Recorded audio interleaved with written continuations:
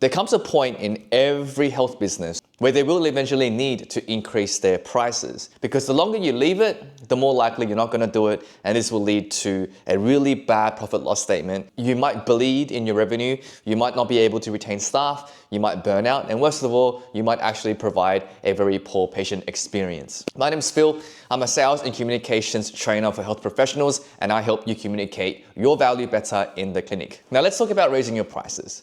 It is by far one of the largest struggles that I have to deal with when I'm coaching clinicians, business owners, to anybody who works in the health or coaching space. Now, it comes usually from a good place. Most clinicians will say that they don't want to be greedy, they don't want to be unethical, they don't want to be money hungry, and they also want to make sure that their services are accessible for most people. Now, I get this, and I understand that it comes from a very virtuous and considerate place. However, most of the time when people say this, it's actually not a true reflection of how they feel inside. It's actually because they just don't want to be perceived as all those things. Because you can actually raise your prices as little as you want, as long as it keeps your profit and loss healthy.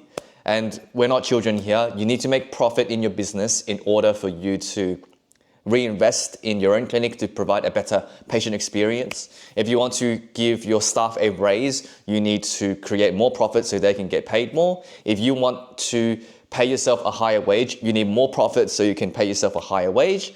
All of these things are predicated on whether or not you're able to create profit in your business. Now, when you raise your prices, let's just say you're already in a good place in your business. You don't have to raise it by a lot. You just have to raise it by the amount that something like inflation will cause. Maybe like a 2, 3, 5% increase each year. And so every 2 or 3 years, you might have to increase your prices by say 5 to 10% to offset the inflation that happens every single year.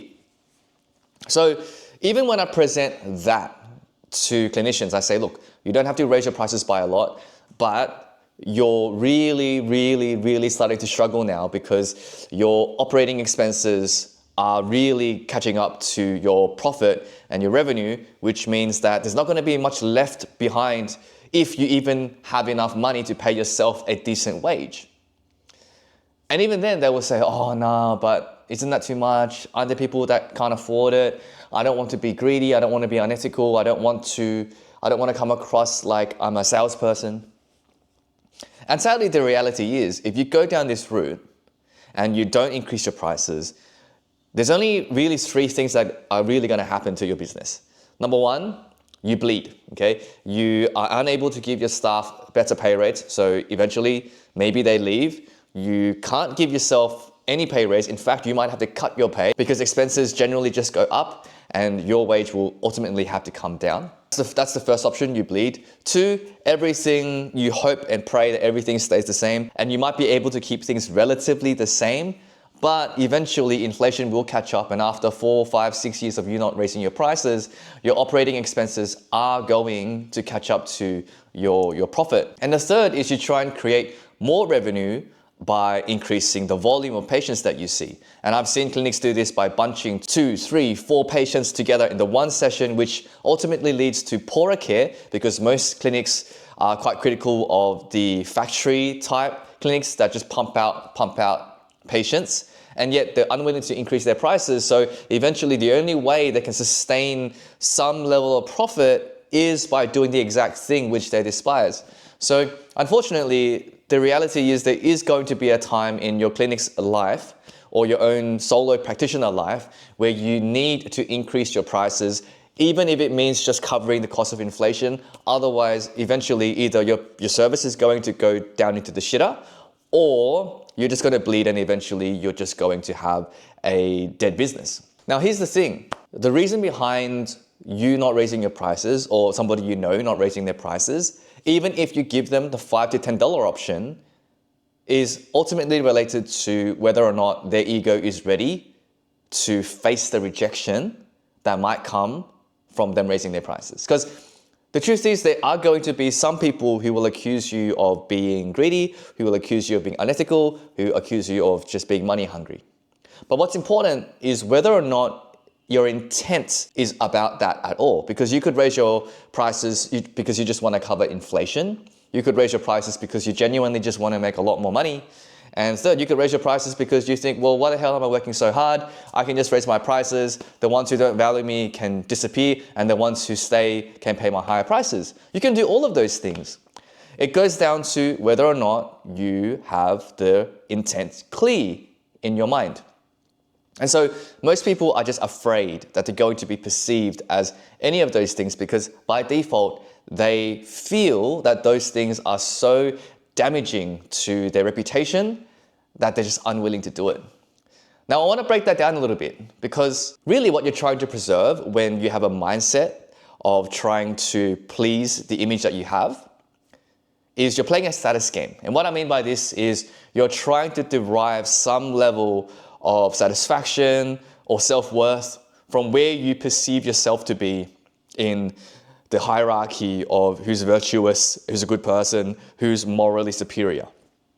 And you can see this play out in other things like people who live for their follower count, their Facebook friends, their TikTok viewers. This is all about how many followers they have, and they use that as a way of signaling how much of a social status or how high their social status is. Same thing with buying handbags, same thing as buying luxury cars. It's a status signaling tool that makes them feel morally or socially superior to other people. And when you're focusing your time or your reasons on why you don't want to be perceived a certain way, why you don't want to be greedy, why you don't want to be money hungry, what you're doing is trying to play the status game of being the person who gives free healthcare to everyone, the person who is so generous, how it's not about money, and you're willing to help everyone through the goodness of your heart and the altruism of your heart. If that's the case, go start a charity. Go start something where you don't have to have a transaction in exchange of money. You can just go and start a charity, hopefully get some government funding or take donations and treat people for free. You can do that. So what I'm really trying to say here is there's a disconnect between the status game that you're playing, which is trying to make yourself seem like you're really ethical, you're not greedy, you're not about the money. At the same time, if I told you to start a charity and just do things for free, you're not able to go and do that because, well, how are you going to make any money? The important distinction I want to make here is if you start a business, profit is a byproduct of the quality of service, the quality of product that you provide to your customer. Now, obviously, there are always going to be people who have shit product, shit service, but still have more money because they just play a different game. They play the price game or the promotional game. And sure, but you don't have to be those people. You can have a great product and a great service, and if you charge a fair amount for it, that's the point of business, to give people enough value that they feel good enough to give you the money that you're asking for. And in our field, as long as you're transparent about what you provide and the costings involved, ultimately, it's up to the patient whether they want to book in with you and pay the fee that you're charging. Now, circling back to the ego thing, I get it. Personally, I raised my prices for the first time when I was 26 or 27. At that point, I was charging $45 a week for online coaching, despite being a dual qualified exercise sports scientist, physiotherapist, and on top of that, personal trainer for 7 years and having experience at an international level for the sport of Olympic weightlifting. So I'm no stranger to why I didn't raise prices. And my main excuse was saying that I feel like I'm being greedy. I feel like I'm overcharging people. I feel like it's not about the money and I want to still be ethical. But then I raised my prices to $89, $100, $120, and now for sales consulting and communication consulting, each time I quote somebody, it's at least $500 for the hour. Because I've understood something now where the price I charge is reflective of the value that I bring to the person who I'm helping. Because there is an exchange here. It's my time and my expertise that I've spent 10, 11, 12 years accumulating to help you solve a problem, hopefully within an hour or two. And that is worth at least $500 because not only have I solved it for you in those 1 or 2 hours, but in terms of sales results, if I can get you 20, 30% across your clinic, I've just made you an extra $2,000, $3,000 per week. And so $500 is very justified. Now, if you do want to increase your prices, but you're not sure how, there's a link in the blog that I wrote called How to Raise Your Prices Without Losing Your Patience, and you can click that. It'll take you to a free webinar that you can use to create the strategy and the tactics behind your price rise. Now, the final point I want to make with the raising of your prices is you have to understand that all the reasons why you don't want to raise your prices, like you don't want to be perceived greedy, you don't want to be unethical, you don't want to be seen as money hungry, that is blinding you to all the things that your ego is stopping you from doing, which is paying your staff a raise, hopefully giving them a good commission so that they're financially incentivized to continue providing a great service and working for you. 2, you are completely probably underpaying yourself, which means you have to work longer hours, you're more burnt out. If you have a family, you're probably not present at home that much because you're constantly thinking about how you can increase your money, or you're stressed, so you're not really able to give all of you to your family. And number 3, if you have no profit margin, if you're burnt out, if your physio is unhappy or chiro is unhappy, how are they possibly going to deliver great service to the patients that they look after? They can't. So all the reasons why you're holding on to this attachment and the perception of who you are as a person, that is actually keeping everyone on this side in the business, your family, your staff, it's keeping them down. So that's the reality that you have to come into terms with. You, although you might feel like this self-preservation is necessary to be a virtuous and heroic person, your heroism is actually killing the very thing that is going to help patients, which is making sure that you look after yourself and making sure that your staff are looked after. So if you're struggling to raise your prices, please remember, it's really not about all the reasons why you say you don't want to raise your prices.